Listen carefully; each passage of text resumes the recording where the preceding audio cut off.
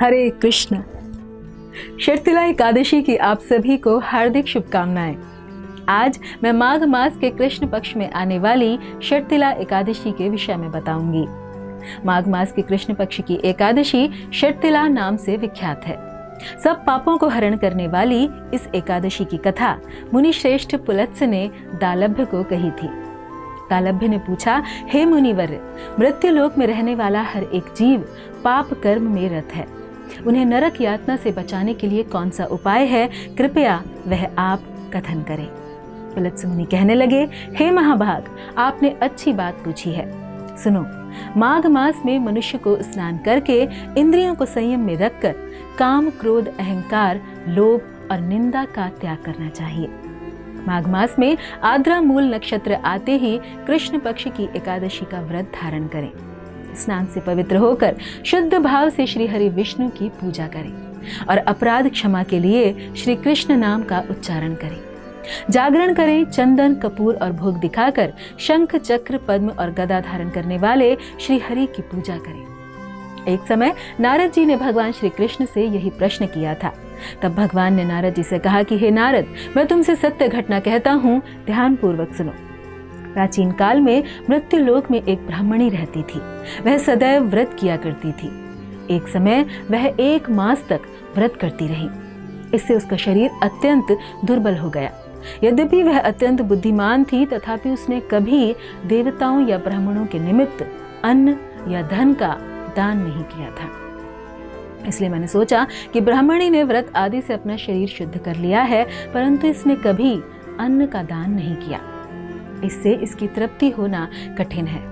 भगवान ने आगे कहा, ऐसा सोचकर मैं ब्राह्मण के वेश में मृत्युलोक में उस ब्राह्मणी के पास गया और उससे भिक्षा मांगी। वह ब्राह्मणी बोली कि सत्य कहें कि आप कहाँ से आए हैं। मैंने सुनकर भी अनजान बनते हुए उसे कोई उत्तर नहीं दिया। इस पर क्रोध में उसने मेरे भिक्षा पात्र में मिट्टी डाली। उसके बाद मैं अपने धाम वापस लौट आया। कुछ समय बाद वह ब्राह्मणी भी अपनी तपस्या के प्रभाव से मेरे धाम में आई। उसकी तपस्या के परिणाम स्वरूप उसे एक सुंदर महल मिला, परंतु उसने अपने घर को अन्न आदि सब सामग्रियों से शून्य पाया।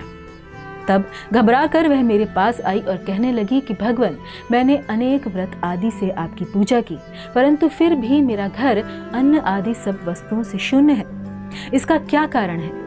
इस पर मैंने कहा, पहले तुम अपने घर वापस जाओ। देव स्त्रियां आएंगी तुमसे मिलने के लिए, परंतु पहले तुम उनसे षटतिला एकादशी का पुण्य और विधि सुनना, तभी द्वार खोलना। मेरे ऐसे वचन सुनकर वह अपने घर गई। जब देव स्त्रियां आईं और द्वार खोलने को कहा तो ब्राह्मणी बोली, आप मुझसे मिलने आई हैं तो षटतिला एकादशी का महात्म्य मुझसे कहें। उनमें से एक देव स्त्री कहने लगी कि ठीक है, मैं आपको वो कथा कहती हूँ। जब ब्राह्मणी ने षटतिला एकादशी का महात्म्य सुना तब द्वार खोल दिया। देवांगनाओं ने उसको देखा और सोचा कि न तो वह गांधर्वी है और न आसुरी है, वरन वह तो एक मानुषी है। उस ब्राह्मणी ने उनके कथनानुसार षटतिला एकादशी का व्रत किया।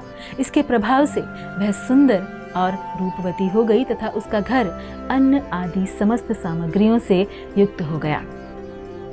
यह था षटतिला एकादशी का महात्म्य जो भगवान श्री कृष्ण ने नारद मुनि को बताया और फिर पुलत्स्य मुनि ने दालभ्य ऋषि से कहा।